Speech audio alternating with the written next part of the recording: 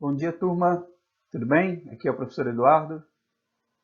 Hoje vou trazer para vocês um pouquinho mais sobre o Canvas, que nós começamos a discutir na última aula, né? Então, nós falamos sobre os 5 primeiros blocos e hoje nós vamos falar sobre os 4 blocos que estão faltando aí para completar o nosso Canvas. Lembrando que o Canvas de modelo de negócio, o modelo de negócio Canvas, é uma ferramenta muito importante para a gente poder sistematizar ideias no papel. Então, para poder explicar como é que o negócio vai funcionar, o que é importante a gente considerar em um negócio, o Canvas ele nos ajuda muito nessa missão, ok? Então, como eu falei para vocês, o Canvas ele é composto por 9 blocos de conteúdo. Esses blocos são interdependentes, então é necessário que você pense eles de uma forma sistêmica, né, de uma forma conjunta. Quero dizer, o conteúdo entre os blocos tem que ser um conteúdo que conversa, né, que dialoga entre ele. Então, eu não posso, por exemplo, pensar em um segmento de cliente e pensar um canal de distribuição que não tem nada a ver com o meu segmento de cliente. Ou ainda, pensar meu segmento de cliente e uma proposta de valor que não faz sentido nenhum para o meu segmento de cliente. Então, eu preciso pensar o Canvas de uma forma muito integrada, ok? Muito interdependente. Hoje, pessoal, vou trazer aqui para vocês os blocos que ficaram faltando. Então, na aula passada, nós falamos sobre segmento de clientes, sobre proposta de valor, sobre canais de distribuição, sobre relacionamento com o cliente e sobre fontes de receitas.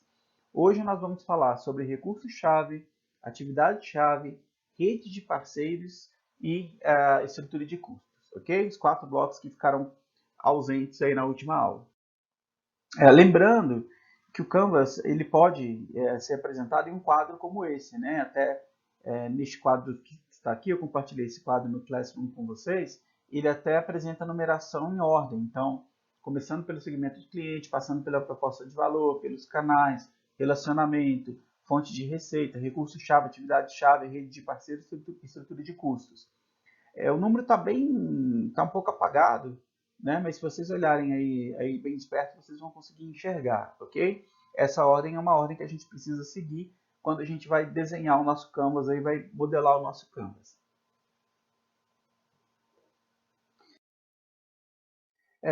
Então vamos lá, pessoal. Uma vez que eu já desenvolvi todos os outros 5 blocos que eu expliquei na primeira aula, então eu já sei quem é meu cliente, qual é o valor que eu levo para ele, como é que eu vou comunicar, vender, entregar, como é que eu vou fidelizar e como é que eu vou ganhar dinheiro com isso, eu vou partir então para uma visão, uma análise interna da empresa.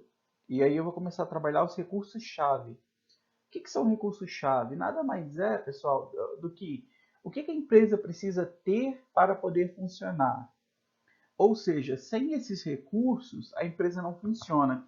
Nós podemos dizer que recursos, na perspectiva das empresas, envolve dinheiro, envolve infraestrutura, envolve pessoas, ok? Envolve marca. Então, todas essas questões, e tem outras também, são recursos que a empresa tem disponível. Então, se eu pegar, por exemplo, o Facebook, quem produz o conteúdo do Facebook? Não é a empresa Facebook, são os usuários que produzem o conteúdo. A mesma coisa do Instagram, do YouTube. Se o Facebook não tem a base de usuários, que é o recurso-chave para ele, ele não funciona. Então, base de usuários é um recurso-chave para o Facebook, mesma coisa para o YouTube ou para o Instagram, ok? Outro lado, o Facebook precisa de equipe de desenvolvimento, né? O Facebook é uma plataforma que está sempre sendo aprimorada. Se eu não tiver uma equipe com conhecimento em tecnologia da informação, né, que está ali debruçada, desenvolvendo, melhorando o Facebook, ele não acontece. Então, eu preciso ter uma equipe técnica. Então, outro recurso-chave do Facebook é a equipe. As informações que produzimos, né, na interação com o Facebook, elas são armazenadas nos servidores, que são estruturas que armazenam informação, armazenam dados, né? Então, esses servidores são computadores muito grandes ali que estão armazenando todos os dados. Imaginem vocês, né, no nível mundial aí, quanta informação o Facebook produz.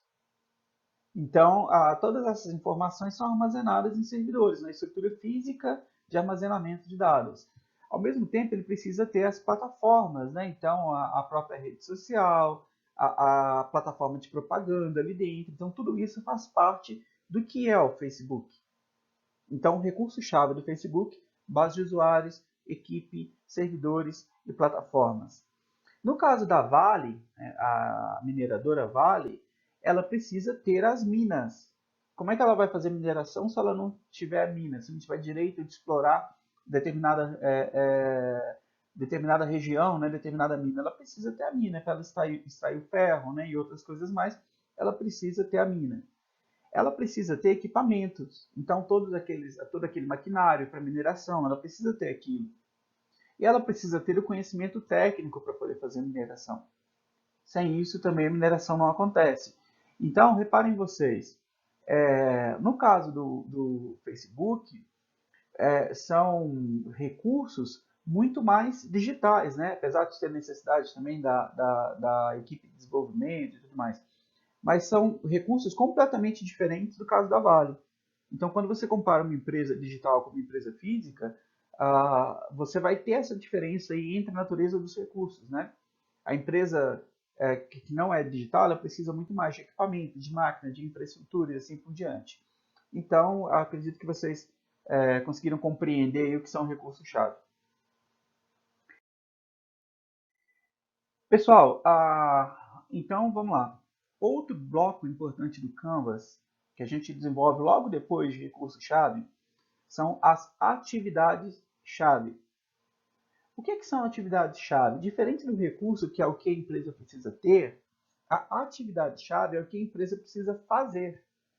Então, quais são as atividades que a empresa sempre tem que se preocupar, sempre tem que elaborar, sempre tem que fazer para ela ter sucesso, né? Então, vamos pegar aqui, por exemplo, o caso da TV Globo. A TV Globo, ela precisa o tempo inteiro estar elaborando novos programas. Então, ela precisa ter alguém ali, um diretor, um roteirista, alguém que vai sentar e vai esboçar. Não é só a Rede Globo, né? Netflix também, a Amazon também precisa estar o tempo inteiro pensando em novos programas. Ao mesmo tempo, ela precisa produzir esses programas. Então, ela precisa contratar o elenco, ela precisa filmar, ir para o set de filmagem, montar o cenário, fazer todo o trabalho ali de direção, de produção do programa.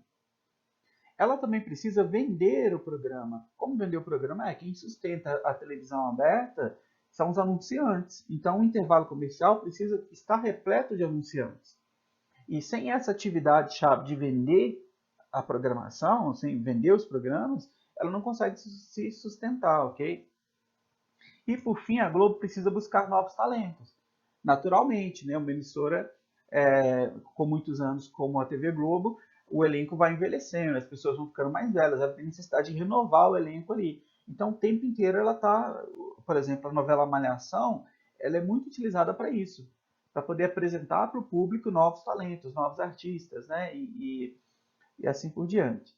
Então, estas atividades, observe que diferente de recurso, recurso é o que a empresa precisa ter e atividade é o que a empresa precisa fazer. Então, o que a Globo precisa ter? Se eu estivesse falando de recursos, tá? Ela precisa ter a infraestrutura para produzir os programas, ela precisa ter um grupo de artistas, né? Um elenco de artistas, ela precisa ter a credibilidade enquanto emissora. Tudo isso são recursos, mas o que ela precisa fazer? Elaborar programas, produzir programas, vender programas, buscar novos talentos. Então, a atividade é uma ação, é algo que ela sempre vai ter que fazer, enquanto recurso é algo que ela precisa ter, ok? Só para diferenciar. A Cacau Show, a empresa que vende chocolates, né, presentes, o que ela precisa fazer? Quais são exemplos de atividades-chave da Cacau Show? Olha, desenvolver novos chocolates, produzir novos chocolates, fazer a gestão das franquias, distribuir o produto, vender o produto. Então, tudo isso são atividades-chave que a empresa precisa se preocupar. Ok? Vamos lá. Agora, pessoal, a gente vai falar sobre parceiros. Nenhuma empresa consegue chegar longe sozinha. Ela precisa ter uma rede de parceiros. Então, como que eu vou definir a minha rede de parceiros, né? Que é aqui o oitavo bloco do Canvas, né? E o terceiro bloco que a gente está falando nessa aula. Eu tenho que pensar o seguinte, olha, eu conheço meu cliente, né? Segmento de cliente está definido. Proposta de valor está definido. Canal de distribuição está definido. Então, a maneira como eu comunico, eu vendo e eu entrego. Relacionamento está definido. Modelo de receita está definido. Então, como eu ganho dinheiro está definido. O que eu preciso ter para fazer isso acontecer está definido. O que eu preciso fazer, né, para fazer todo esse sistema rodar está definido também. Então, os recursos-chave e as atividades-chave. Será que eu vou precisar de alguma outra empresa, de alguma outra instituição para me ajudar a fazer o meu modelo de negócio rodar? Então, dentro de tudo que eu pensei ali, será que eu preciso ter alguma outra empresa ou algum outro segmento de cliente que vai me ajudar a isso a funcionar? Se você pegar o Uber, por exemplo, o motorista do Uber, ao mesmo tempo que ele é cliente do Uber, ele é parceiro do Uber. Ok? Por que ele é cliente e ele é parceiro ao mesmo tempo? Por quê? O Uber presta para ele um serviço, né, de dar visibilidade para ele poder prestar o serviço de transporte. Por outro lado, o Uber não existe sem ele.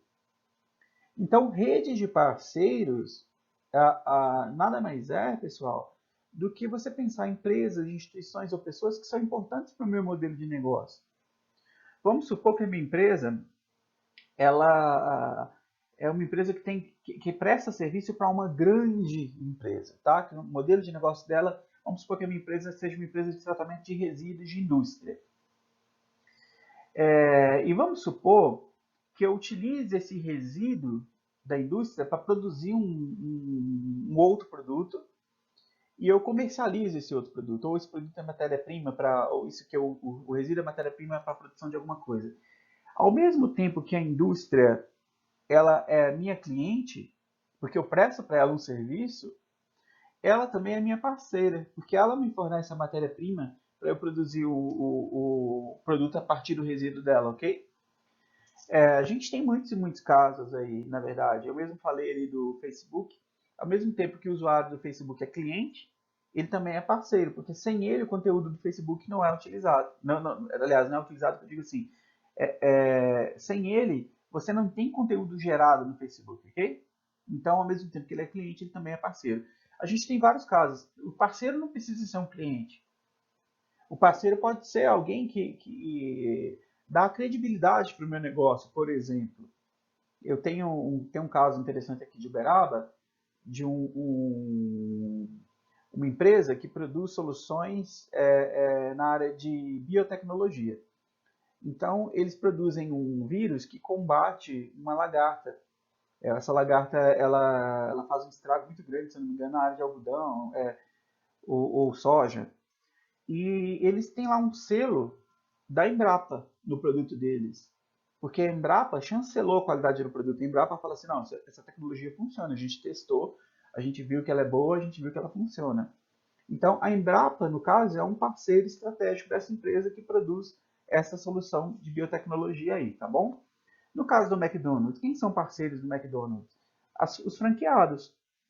Né? Então, o McDonald's ele tem toda uma estrutura que para você abrir uma loja, né, você precisa ser um franqueado. Você vai pagar ali um valor, né, fixo, mais um valor mensal. Em contrapartida, eles vão te dar todo o treinamento, toda a bagagem, né, vão montar a loja para você. Então, existe uma relação de parceria entre o McDonald's, a marca McDonald's, e o franqueado, que é o dono da franquia, a pessoa que fez o investimento para poder abrir a loja na cidade. No caso da Zynga, que é uma empresa de jogos, como que essa empresa vende os jogos? Né? Vende pelo Facebook, vende pelas App Stores, né? Então a App Store da Google, né? Google Play e da Apple. Então, a App Store. Então, tudo isso são parceiros. A Apple, a Google, o Facebook, as comunidades de jogos, as lojas que vendem cartões pré-pagos. Né? Não sei se vocês já viram, por exemplo, você vai no Walmart, você encontra lá o cartãozinho do Candy Crush. Você compra o cartão, coloca o código e ganha vidas lá, o do Farm Hero e outros jogos desse tipo. Então, essas outras empresas são parceiros dessas Zynga que desenvolvem jogos. Tá bom? Então, é um exemplo disso de rede de parceiros. Beleza, pessoal. Chegamos aqui no nosso último bloco do Canvas, que é a estrutura de custos. Tá? Como é que eu respondo o que é minha estrutura de custos? Antes de mais nada, eu quero ressaltar que aqui não é importante para a gente colocar valores. Eu não preciso pensar em quanto vai custar o meu negócio em termos de valores, mas eu preciso pensar no que é que vai custar ali. O que vai ser caro no meu negócio? O que pode inviabilizar o meu negócio? E aí eu coloco isso dentro da estrutura de custos. Então, se eu pensar novamente, eu gosto sempre de recapitular. Eu tenho lá meu cliente, eu tenho minha proposta de valor, eu tenho meu canal de distribuição, tenho meu relacionamento com o cliente, eu tenho meu modelo de receitas, eu tenho meus recursos-chave, tenho minha atividade-chave, minha rede de parceiros. O que custa caro dentro disso tudo? O que é indispensável em termos de custos? Tá bom? Por exemplo, a Claro, a empresa de telefonia, Claro, ela precisa ter a infraestrutura de redes. Então, imagine vocês, as antenas que transmitem o sinal dela, quanto custa isso? É muito caro. As lojas, os funcionários, o marketing, call center, né, que faz o serviço de atendimento dos telefones. A TAM, por exemplo, a empresa de aviação, precisa ter os aviões, precisa fazer manutenção dos aviões, precisa de combustível, precisa de marketing, precisa de funcionário, precisa de call center, precisa de sistemas de informação. Então, estrutura de custos nada mais do que eu identificar dentro do meu modelo de negócio o que é que custa mais caro. Professor, os recursos-chave sempre vão entrar dentro de estrutura de custos?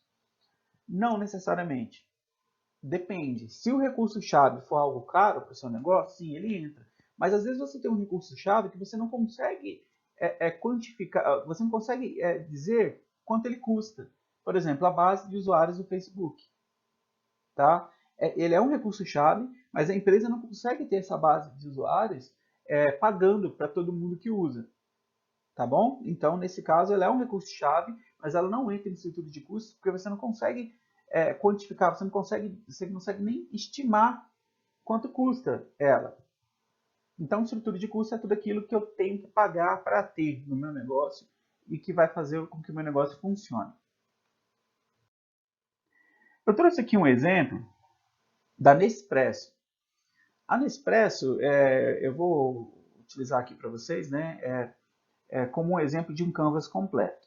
Então, vamos pensar, a Nespresso, eu acredito que vocês conhecem, mas é aquele sistema que tem a maquininha e as cápsulas, né? Então, você compra uma maquininha, você recebe um conjunto de cápsulas de degustação e depois você vai comprando as cápsulas e as cápsulas elas fazem café expresso. Você tem vários sabores diferentes de café expresso e assim por diante. Então, olha só, quem são os clientes da Nespresso? Quem são os segmentos de clientes da Nespresso? Eu tenho aqui esse cara que está ali deitado, né, no puff assistindo uma televisão, que é as pessoas que querem tomar café expresso em casa, e o outro que está ali sentado, né, tomando um café, trabalhando, que são pessoas que tomam café no trabalho ou em outros ambientes que não são um ambiente de casa.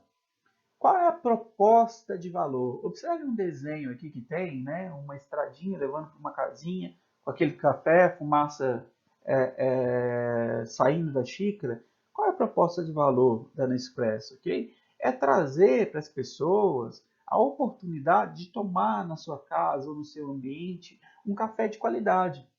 Então, a proposta de valor envolve isso, envolve a qualidade, envolve a praticidade da máquina da Nespresso, envolve a disponibilidade, ou seja, você sempre vai encontrar as cápsulas para você poder comprar, né? O sabor do café. Então, tudo isso faz parte da proposta de valor da Nespresso. Como é que a Nespresso comunica, vende e entrega o produto? Aí a gente vai para os canais de distribuição. Observem quantas modalidades de canal eu tenho ali. A pessoa pode comprar pelo site, a pessoa pode comprar, né, até antigamente podia, não sei hoje, mas pelo catálogo da Nespresso. A pessoa pode comprar em lojas de terceiros, então vocês têm algumas lojas, hoje, por exemplo, se vocês forem no LS Guará, que é um supermercado que tem aqui, vocês vão ver lá que tem cápsulas da Nespresso para vender. Pode comprar pelo telefone, pode comprar nas próprias lojas da Nespresso. Então, quando você vai na loja da Nespresso, eles te dão um atendimento todo personalizado ali, te apresentam os cafés, te explicam a origem dos cafés, fala sobre os sabores, né, que tem disponível. Então, é um exemplo aí de canal de distribuição. Relacionamento com o cliente. Como é que a Nespresso cria relacionamento? Eles têm um clube Nespresso, inclusive com um cartão, né? Você vira sócio do clube Nespresso. E quanto mais cápsulas você compra, mais benefícios você ganha. Inclusive, você pode assinar, pagar um valor fixo todo mês e receber na sua casa um conjunto de cápsulas, inclusive cápsulas que são exclusivas, né? Cápsulas que são, vamos dizer assim, edições limitadas e assim por diante. Como é que eles ganham dinheiro? Quais são as receitas, as fontes de receita? Olha só, eles ganham dinheiro vendendo a máquina, mas eles ganham ainda mais dinheiro vendendo as cápsulas. Então você compra a máquina lá, paga 200, 300 reais na máquina, e na cápsula você vai pagar 2 reais, 3 reais em cada cápsula. Então o negócio deles mesmo não é vender a máquina, é vender a cápsula. A cápsula que gera muito dinheiro para eles. Beleza? Então, olha lá, entendi o meu segmento de cliente, entendi minha proposta de valor, meus canais, meu relacionamento e meu modelo de receitas. A partir daí, eu vou olhar para dentro da empresa. Quais são os principais recursos, ou os recursos-chave que a Nespresso tem que ter? Propaganda, a marca, as pessoas têm que conhecer a Nespresso. A fábrica, então ela precisa ter estrutura de produção, ok? E distribuição, estrutura de conseguir entregar. Então, ter o recurso para poder entregar para o cliente a cápsula na casa dele. Então, são estrutura de logística, de produção e propaganda. São os 3 recursos-chave da Nespresso. Quais são as atividades-chave da Nespresso? Olha só que interessante, pessoal. Ó, atividade-chave. A produção é uma atividade-chave, ok? A propaganda, a criação, a formulação de novos produtos é uma atividade-chave, então criar novas cápsulas. A administração do clube Nespresso, então o relacionamento que ela tem com o cliente é uma atividade-chave. E aí, parceiros, ou principais alianças, ou rede de parceiros, o que a Nespresso tem que ter de parceria? A máquina dela é produzida, por exemplo, na China ou em Taiwan. Então ela precisa ter fábricas lá que vão produzir para ela a máquina. Então, essas fábricas são parceiras da Nespresso, ok? E por fim aqui, pessoal, não menos importante, a estrutura de custos. Quais são os custos que a Nespresso tem? A logística, a produção e a propaganda. São os principais custos que a empresa tem. Então, este é um exemplo de um canvas totalmente preenchido e preenchido de uma forma visual. Vocês podem preencher o canvas de vocês assim também, caso vocês se sintam preparados, se sintam bem para preencher dessa forma, ok? Turma, então a atividade agora é terminar de preencher o Canvas, né? Então nós preenchemos os 5 primeiros blocos já, e agora vocês vão preencher aí os 4 blocos que estão faltando. Recurso-chave, atividade-chave, rede de parceiros e estrutura de custos, tá bom? Vocês precisam usar o quadro do Canvas para fazer? Olha, eu recomendo, mas não é obrigatório. Fiquem à vontade. Se vocês não se sentirem bem utilizando o quadro, façam em texto corrido, não tem problema. O mais importante é o que vocês apresentarem, mais importante é ter coerência, tá? Ser feito com atenção, com coerência, não importa o tipo de negócio que vocês escolheram, então vocês estão livres aí para trabalhar da melhor forma que vocês acharem, ok? Estou sempre à disposição, então caso vocês tenham dúvidas, vocês entrem em contato e a gente conversa um pouquinho mais sobre o tema. Abraços a todos aí e bom trabalho.